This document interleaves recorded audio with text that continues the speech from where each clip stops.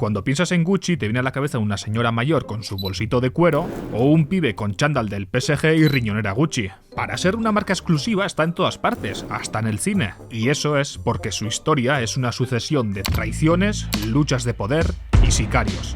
Esta es la terrible historia de la casa Gucci.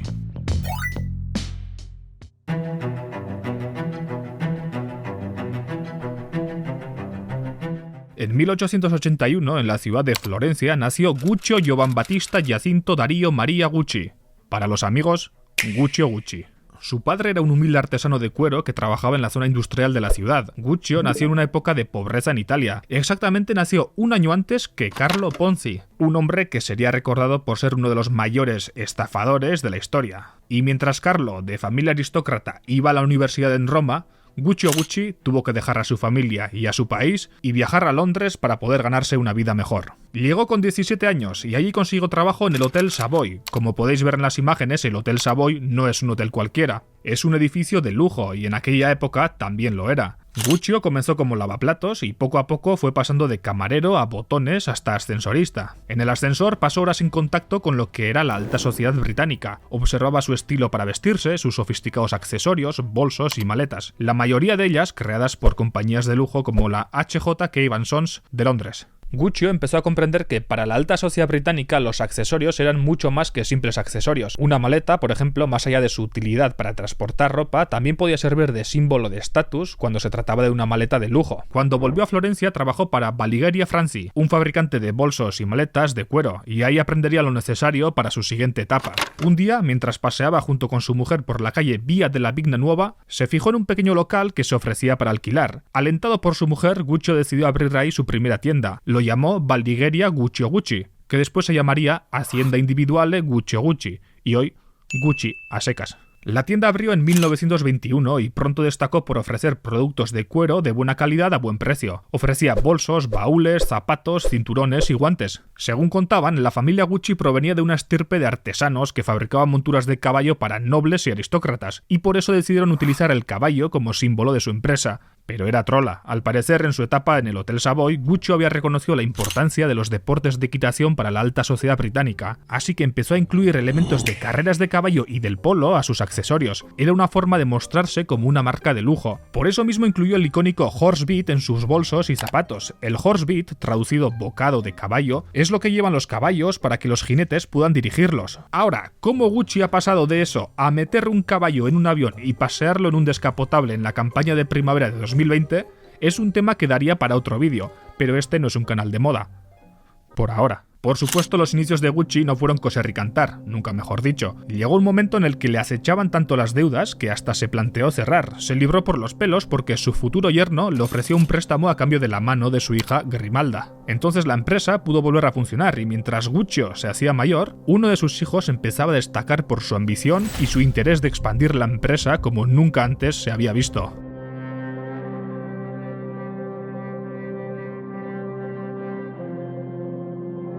Guccio tuvo 6 hijos. El primero era Hugo, era el hijo de la anterior relación de su esposa, así que lo adoptó. Luego llegaron Aldo, Vasco, Rodolfo, Grimalda y Enzo. Enzo falleció en su niñez y Grimalda, al ser mujer, no tuvo una participación significante en la empresa, pese a que fue el préstamo de su marido quien salvó a Guccio en sus inicios. Quienes tuvieron participaciones en la empresa fueron Hugo, Aldo, Vasco y Rodolfo. Y de estos, el que tenía una verdadera mentalidad de tiburón, el que tenía la ambición, era Aldo. Aldo era el primogénito de Guccio y cuando era un niño, después del colegio, siempre iba al taller a ver cómo los artesanos cortaban el cuero, le daban forma y lo cosían. Y cuando todos los artesanos se iban a casa, Guccio mandaba a su primogénito varón a barrer todo el taller. Con el tiempo fue pasando por otros trabajos de cara al público y ahí vieron que el chaval tenía un carisma y un don de gentes muy particular. Además de eso, Aldo tenía ambición y cuando creció ya tenía ideas expansionistas. Quería abrir más tiendas, quería salir fuera de Florencia. Su padre, entonces algo viejo, al principio se negó, lo veía como una jugada arriesgada.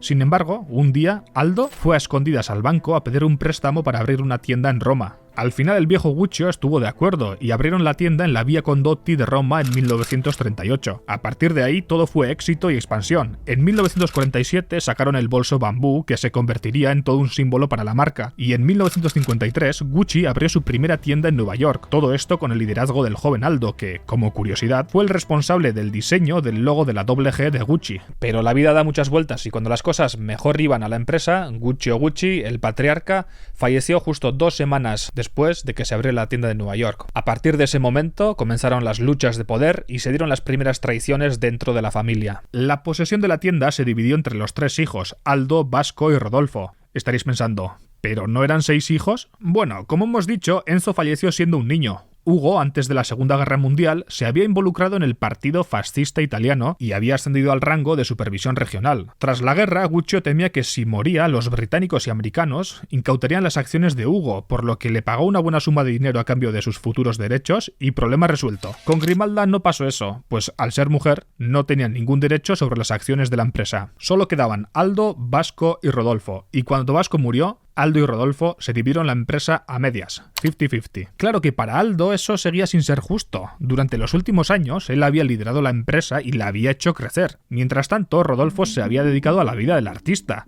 Había aparecido en más de 40 películas y, bueno, algunos pensaban que la repartición del 50-50 no era justa, sobre todo los hijos de Aldo. La mecha, que terminaría con el asesinato de uno de los herederos de la familia Gucci, se había encendido.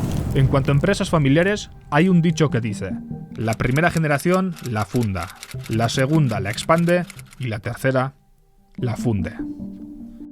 Antes de continuar, este vídeo está patrocinado por mí mismo. Bueno, en realidad es un proyecto propio que se llama Foro Clickbait, un foro para creadores de contenido en el que discutimos sobre miniaturas, edición y todo lo relacionado con nuestro trabajo. Por ejemplo, el otro día al usuario de Hikariano le mandaron un correo para hacer una promoción con Coursera por $650. Discutíamos sobre lo raro que era ese precio para un canal de 20.000 suscriptores cuando descubrimos que lo que querían era que se descargara un archivo .pdf.scr. Vamos, un virus para hackear el canal. Buen intento, Elon Musk. En el foro también se fomenta la crítica constructiva y nos criticamos si una intro es demasiado larga, si una miniatura no se entiende, etc. A fin de cuentas, este foro es una forma de volver al internet de antes, un lugar donde la gente compartía información y conocimientos libremente, alejado de los típicos cursos y vendehumos que pretenden venderte una profesión en cuestión de horas. En fin, creadores de contenido, miniatureros y editores, estáis invitados a Foro Clickbait. Y ahora sí, seguimos.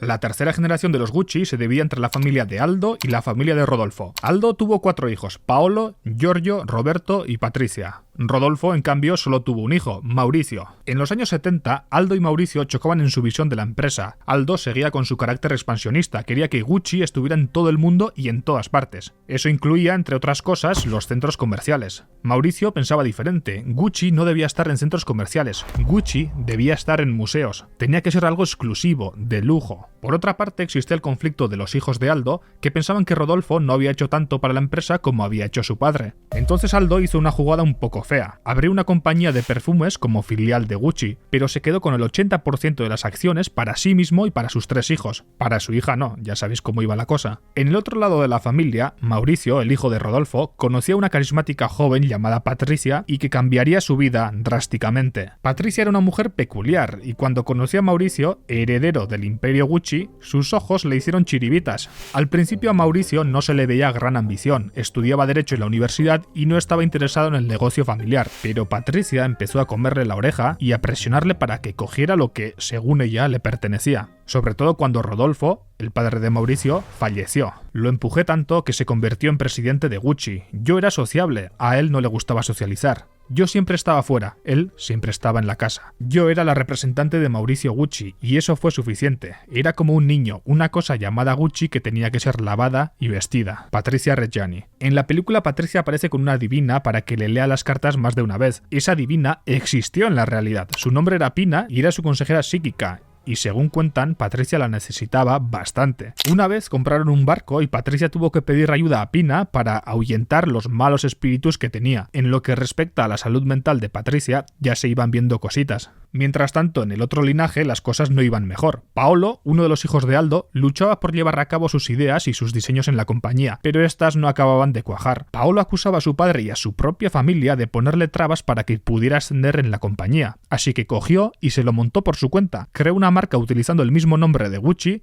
y el viejo Aldo, cuando se enteró, le puso una denuncia por infracción de propiedad intelectual y habló con los proveedores para que no negociaran con él. Como venganza, Paolo vendió a su propio padre denunciándolo al IRS, algo así como la Hacienda de Estados Unidos, por evadir impuestos. Y en 1986, Aldo fue a la cárcel por evadir $7 millones en impuestos. A sus 81 años pasó un año en la prisión federal de Eglin, una cárcel de mínima seguridad en Florida, de la que se decía que era una de las cárceles más cómodas de Estados Unidos, con piscinas, pistas de tenis y un campo de golf en los alrededores. Entre los ricachones que hacían cosas turbias lo llamaban el Club Fed. Y mientras tanto, Mauricio maquinaba su gran plan para conseguir el liderazgo de la empresa. Desde la muerte de su padre, él tenía el 50% de Gucci, mientras que el otro 50% se diluía entre Aldo y sus 3 hijos. Para entonces se había librado de Patricia. En la película no se ve, pero la forma de dejar a su mujer con la que había tenido 2 hijas fue bastante curiosa. Un día le dijo que iba a hacer un viaje de trabajo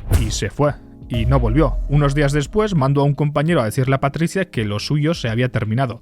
Se acabó. Chao pescado. Mauricio ya estaba en modo tiburón. Contactó con una compañía llamada Investcorp, un fondo de inversiones perteneciente a un iraquí que anteriormente había adquirido Tiffany's. La idea era que Investcorp comprara las acciones de Aldo y sus hijos y Mauricio se quedara con su 50% y el liderazgo de la empresa. E Investcorp se puso en marcha. Savio Tung, CEO de Investcorp, describió el proceso de la siguiente manera. Nos llevó todo nuestro tiempo, comprando acción a acción a los tíos y primos. Nos llevó años reunir las acciones. Si uno de ellos decía que no, estaríamos atrapados. Pero los Gucci fueron cayendo poco a poco, sobre todo Paolo, que tras su fracaso intentando ir por libre, estaba falto de dinero. Cuando Aldo Gucci salió de la cárcel, se encontró con un panorama de apaga y vámonos. Y tras descubrir que detrás del interés de Investcorp se escondía la traición de su sobrino, firmó y vendió su parte a Investcorp. Mauricio se quedó con su 50% y con el apoyo de Investcorp, que ahora tenía el otro 50%. Consiguió el liderazgo de la empresa, pero tenía mucho trabajo por delante. Gucci se encontraba al borde de una crisis, pues las políticas expansivas habían hecho que el nombre de Gucci se viera por todo el mundo, pero a su vez estaba perdiendo la exclusividad. Había falsificaciones, los turistas podían comprar toallas de Gucci en México, cualquiera llevaba un bolso de Gucci, el glamour y la exclusividad de la marca se estaban perdiendo. Mauricio se puso manos a la obra, dejó a un lado el marketing dirigido al usuario medio y dejó de producir las gamas de accesorios más baratos. Contrató a Tom Ford, el diseñador que en el futuro haría renacer a la marca, pero a Mauricio el tiempo le pisaba los talones. En la empresa los números no daban. Desde 1991 hasta 1993, Gucci estaba en números rojos y a Mauricio se le conocía por llevar una vida de lujo y realizar gastos extravagantes. Para entonces, Investcorp tenía su propio plan. Mauricio no era consciente de que acababa de meter al lobo en su propio gallinero. Investcorp no quería el 50% de Gucci. Investcorp quería el 100%. Tuvimos que esperar, ir despacio, ser comprensivos con sus circunstancias y sus emociones por vender. Al final nos arreglamos para hacerlo. Hasta el día de hoy no puedo creer que hubiésemos comprado su 50% tan fácil y sin problemas como lo hicimos. Solo entonces, una vez hecho eso, pudimos entrar allí correctamente y llevar a cabo nuestro plan de ejecución. Esas son las palabras de Savio Tung, CEO de Investcorp. En 1993, tras su fracaso como director de la empresa, Mauricio Gucci tuvo que vender su 50% a Investcorp por un valor de $170 millones. A partir de ese momento, nadie de la familia Gucci tuvo ninguna propiedad sobre la empresa que fundó en 1921 su abuelo Guccio Gucci. Para darle una última vuelta a este juego de traiciones, el elegido para liderar Gucci por parte de Investcorp fue Domenico De Sole, quien durante todo ese tiempo había sido el leal abogado de la familia Gucci. Y en 1995, Mauricio Gucci fue hallado muerto en la entrada de su oficina. Le habían disparado 3 veces por la espalda.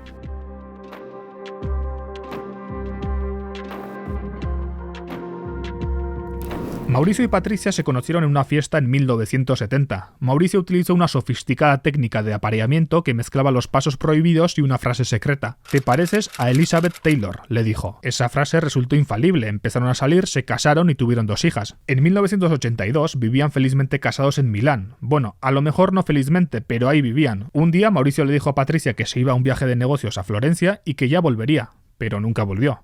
En realidad, se fue con otra. Algo bastante común en los Gucci al parecer, pero esa es otra historia. Por si fuera poco, en lugar de decirle nada, mandó a un amigo de mensajero para que le avisara de que su relación se había acabado. La cuestión es que Patricia empezó a obsesionarse un poco. Según Sarah Gay Forden, Patricia contrató a espías para que vigilaran todos sus movimientos y cuando en 1993 Mauricio vendió sus acciones de Gucci por $170 millones, no pudo más. En uno de los mensajes telefónicos que le había dejado decía: «Has llegado al límite extremo de hacerte despreciar por tus hijas, que ya no quieren verte para olvidar el trauma. Eres una excrescencia deformada, eres un apéndice doloroso que todos queremos olvidar. Para ti, el infierno está por llegar». Amenazó varias veces a Mauricio y habló con su consejera psíquica Pina. Quería matar a Mauricio. Pina le presentó a 2 hombres con los que negoció para llevar a cabo la ejecución de su exmarido. El precio fue cercano a los $300.000. El 27 de marzo de 1995, un Renault Clio verde paró frente a las puertas de la oficina de Mauricio. Del asiento del copiloto bajó un hombre y disparó 3 veces a Mauricio. La policía no tuvo pistas de lo ocurrido hasta 2 años después. Una llamada anónima puso la sospecha sobre el hombre que conducía el Renault Clio verde, y en 1997, Patricia, Pina y los 2 hombres fueron juzgados por el asesinato de Mauricio Gucci. El hombre que disparó fue condenado a cadena perpetua. El conductor fue condenado a 26 años, Pina a 25 años. Y Patricia Reggiani a 29 años. Durante el juicio, los abogados de Patricia culparon a un tumor cerebral de los actos de Patricia. También le diagnosticaron personalidad narcisista. Cuando en 2011 se le ofreció salir de prisión con el 3er grado, Patricia dijo una de las frases por la que se le recordará para siempre: «Nunca he trabajado en mi vida y desde luego no voy a empezar ahora». Tuvieron que pasar 5 años más para que, al fin, saliera de la cárcel. Para entonces, Gucci ya no pertenecía a ningún familiar de Gucci, ni siquiera a Investcorp. Desde 1999 hasta día de hoy, Gucci forma parte del grupo Kering, una multinacional francesa especializada en productos de lujo y que posee marcas como Balenciaga, Yves Saint Laurent, Bottega Veneta y Alexander McQueen. El lujo es, desde luego, una cosa. Mirad si no la historia de Rudy Kurniawan, que se forró falsificando botellas de vino que vendió por cientos de millones de dólares. Haz clic en la imagen para conocer su historia.